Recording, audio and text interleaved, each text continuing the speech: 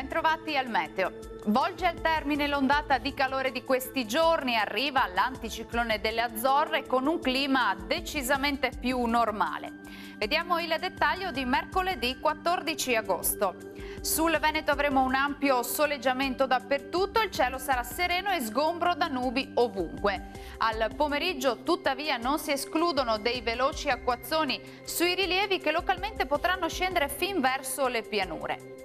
Vediamo anche le temperature, le minime saranno comprese tra 15 e 20 gradi, le massime invece oscilleranno tra i 26 e i 29 gradi, dunque più gradevoli.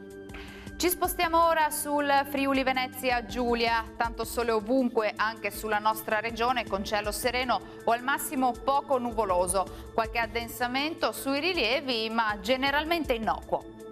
Temperature minime tra 17 e 21 gradi, massime oscillanti invece tra i 26 e i 28 gradi.